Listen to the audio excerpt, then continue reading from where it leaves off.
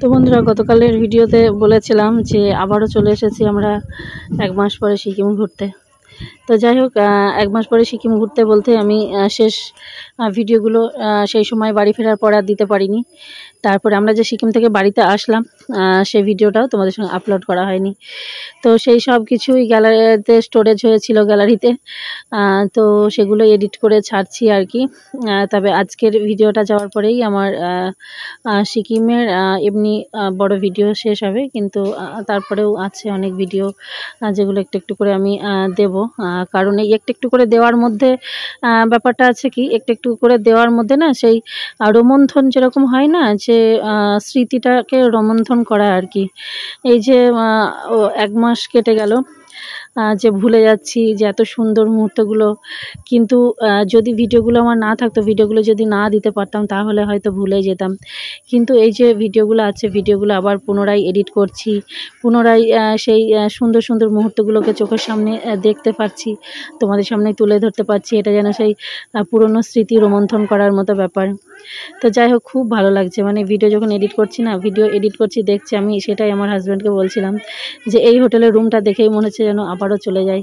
সত্যি কি ভালো লাগার দিনগুলো ছিল, আর আমার মানে খুব ভালো লেগেছে। এরকম বড় ট্যুর তো আমার মনে হয় ফার্স্ট হলো জীবনে, এটাই আমাদের বড় ট্যুর ফার্স্ট। তো খুব সুন্দর হয়েছিল। আর আমাদের হোটেলের রুমটা সত্যি মানে আমার হোটেলটাই বেশি ভালো লেগেছিলো।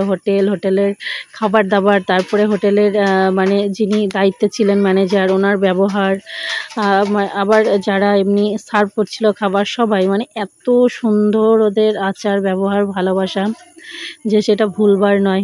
আসার সময় সত্যিই কষ্ট হচ্ছিল, মনে হচ্ছিল যে তোমাদের দাদাভাই বলছিল যে এখানে গরমটা 1 মাস কাটিয়ে গেলেই হয়। তো যাই হোক, সেটা হচ্ছিল, সেইভাবে তো হয় না, থাকাও হয় না, কিন্তু কথার ক্ষেত্রে হচ্ছিল। আর এই যে দেখো, এটা একটা চাদর আমি ওখান থেকে কিনেছিলাম, নিজের জন্যই কিনেছি, কিন্তু দেখে সাদা সাদা লাগছিল তো ওদেরকে দেখাইনি সেদিন, ওরা যখন ছিল না আমি যখন কিনেছি, তো সেটাই খুলে দেখাচ্ছিলাম যে দেখো এটা নিয়েছি, কেমন হয়েছে। তো যাই হোক, আমাদের কথা বলতে বলতে আমাদের পুরো প্যাকিং রেডি, লাগেজ যে আর এখানে যেগুলো লাগবে বাইরে সেগুলো সব বাইরে রেখেছি। আর এই যে ব্যাগ, আর এখন অদ্রিজার এই ছোট্ট ফ্যানটা এখানে চার্জে বসানো আছে, কারণ ট্রেনে আমরা যখন এখান থেকে বেঙ্গলে ঢুকবো আস্তে আস্তে তখন তো গরম হবে। আর পশ্চিমবঙ্গে যে দাবদাহ চলছে, তো সেই কঠোর পরিস্থিতিতে আবারও যাব, সেটাই ভয় পাচ্ছি। তো যাই হোক, এখন আমি বর্তমানে ভয়েস দিচ্ছি তো সেই জ্বলন্ত অগ্নিকুণ্ড থেকে আর কি। এখানে দেখো যেন এখন রাত দিন সেই আগুনে পুড়ে জ্বলে ভাজা হচ্ছি, তো সেখান থেকে ভয়েস দিচ্ছি। কিন্তু এই যে ভিডিওগুলো যখন দেখছি না, মনটা যেন একটু শান্তি লাগছে, মনে হচ্ছে যেন কত সুন্দর দিনগুলো ছিল, কত সুন্দর ঠান্ডায়। আর আমার ক্ষেত্রে এটাই যে আমার ঠান্ডাটা মানে কম লাগে সব সময়। আমার এখানে যখন শীতকাল পড়ে, আমাদের উইন্টারের সময়, তখনও কিন্তু আমি সেইভাবে শীতের পোশাক খুব একটা ব্যবহার করি না। কারণ কি, আমার ওই যে হার্ট সার্জারি আছে না, হার্ট সার্জারি যাদের থাকে তাদের দেখবে যে মানে আমার মনে হয় তাদের গরমটা মানে বেশি লাগে, যেহেতু শ্বাসকষ্টের ব্যাপার থাকে, গরমে কষ্ট হয়। কিন্তু আমার শীতকালটা আমার খুব ভালো লাগে। তো এখানে ছিলাম, সেটাই বলছিলাম যে এখানে যদি আমি থাকতাম, এরকম জায়গায় হচ্ছে আমার জন্য উপযুক্ত। কিন্তু কি করা যাবে, সব কিছু তো আর হয় না। তো জীবনে যতটুকু পেয়েছি, যেরকম আছি, খুব ভালো আছি, হয়তো আর 5 জনের থেকে একটু বেশিই ভালো আছি।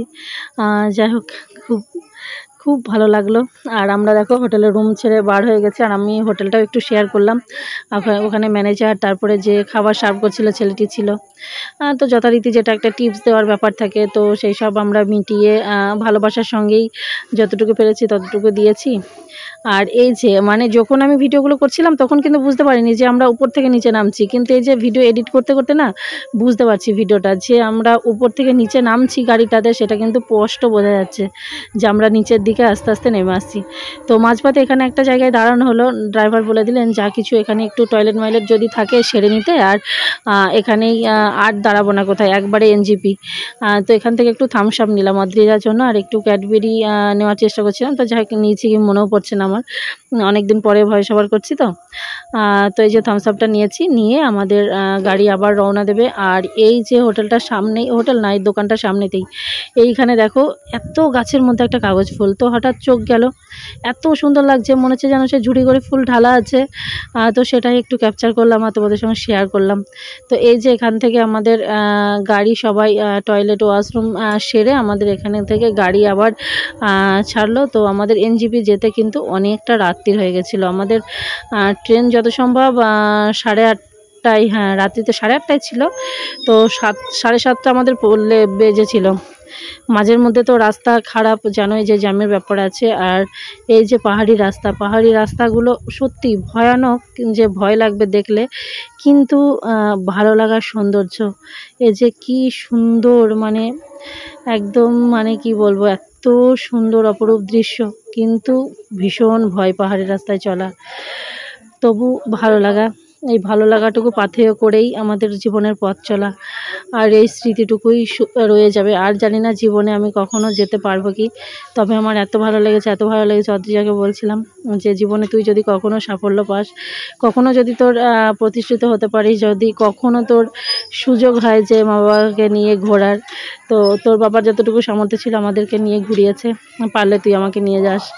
আমার খুব ভালো লেগেছে, আমার ইচ্ছা আছে আবারও যাবার। তো বাড়িতে তো আমরা সেগুন গাছ দেখেছি, আমাদেরও সেগুন গাছ আছে, কিন্তু আমি না শাল গাছ দেখিনি কখনো। তো এখান থেকে যখন আসছিলাম পাহাড়ের রাস্তা, এগুলো কিন্তু সব শাল গাছ, সেগুন গাছও আছে, শাল গাছ।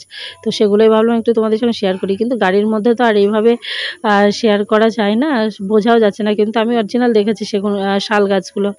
তো যাই হোক, এই নদীটা উপরে আসছি আমরা যখন, তো খুব সুন্দর লাগলো। তো তোমাদের দাদাভাই বললো যে একটু ভিডিও করে, জায়গাটা এত সুন্দর লাগছে। আর ওই সাইড দিয়ে দেখো রাস্তা, তো এইখান থেকেই আস্তে আস্তে ওটা ভাগ হয়ে যাচ্ছে। তো আমরা প্রায় চলে এসেছি বেঙ্গলের কাছাকাছি। আর ওই যে ওইটা হচ্ছে দার্জিলিং, কিন্তু ওই দিকটাতে, ওখানটাতে দার্জিলিং শুরু। তো সেটাই ভাবছিলাম যে কত পাহাড়ের ভিতর দেখো একটু একটু বাড়ি, আর সেখানেই মানুষ বাস। পাহাড়ি জীবনযাত্রা কঠিন, কিন্তু ভালোও আছে। পাহাড়ি মানুষগুলো না খুব ভালো হয়, খুব, মানে তাদের আচার ব্যবহার সহজ সরল, খুব ভালো। আর সব থেকে আমার সিকিমে একটা ভালো লেগেছে, ওরা প্রচুর ডিসিপ্লিন হয় ওদের, মানে সব কিছুতেই। আমাদের বেঙ্গলে যেরকম মানে হুটহাট এখানে ওখানে নোংরা ফেলা, আবর্জনা ফেলা, তারপরে কোনো ডিসিপ্লিন নেই, কিন্তু ওখানে ওরা খুব, মানে সব কিছু মেনটেন করে। রাস্তাঘাট একদম ঝাঁ চকচকে, কোথাও কেউ এতটুকু নোংরা ফেলবে না। তো যাই হোক, আমি কথা বলতে বলতে চলে এসেছি, এটা হচ্ছে শিলিগুড়ি। জীবনে ফার্স্ট শিলিগুড়ি এই যে দর্শন, তো ভাবলাম একটু তোমাদের সঙ্গে শিলিগুড়ি মার্কেটিং এটা দেখাই। গাড়িতে থাকতে থাকতেই যা একটু ভিডিও করা হয়েছে আর কি। তো শিলিগুড়ি ওদিক থেকে আমাদের অনেক, আমার এই ওয়াইটি সূত্রে ফ্রেন্ডদের সঙ্গে কথাবার্তা হয়। তো ভাবলাম যখন আসছি না, তখন মনে হচ্ছে যদি কাউকে দেখতাম, কাউকে যদি চেনা হতো, তাহলে অনেক ভালো লাগতো। তো যাই হোক, তারপরে চলে এসছে যে এনজিপি নিউ জলপাইগুড়ি আমরা স্টেশনে। আর এখন ওপরে দাঁড়িয়ে আছি, কারণ আমরা পদাতিক এক্সপ্রেসে বাড়ি এসেছিলাম। পদাতিক এক্সপ্রেসটা কোথায় দেবে সেটাই এখানে সবাই অপেক্ষা করছে।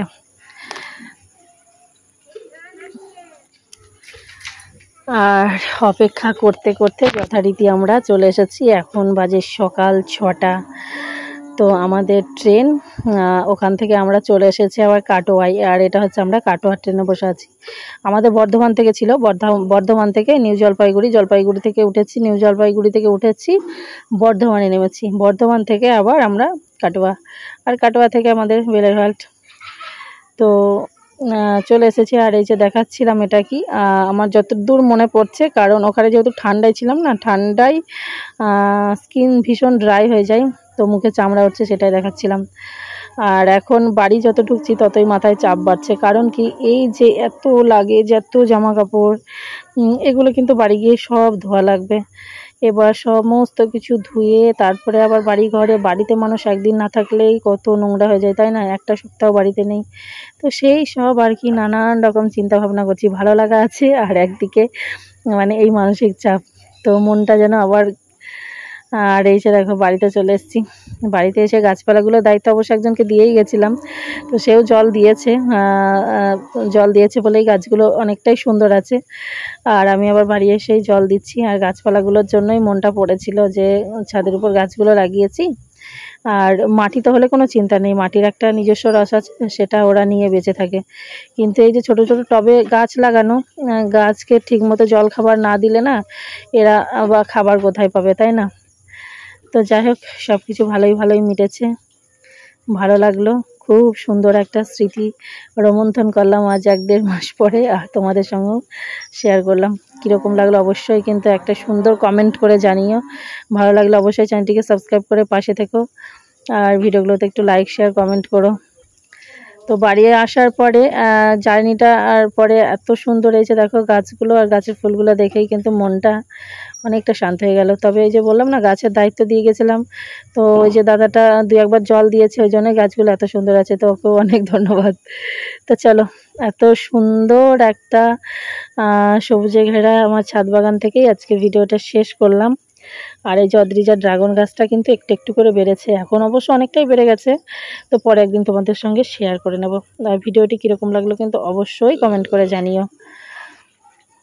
তো চলো, টাটা, আবারও দেখা হবে নেক্সট ভিডিওর সাথে। তবে এবার দেখা হবে আমার এই বাংলায় গরমের ভিডিও থেকেই আবার দেখা হবে।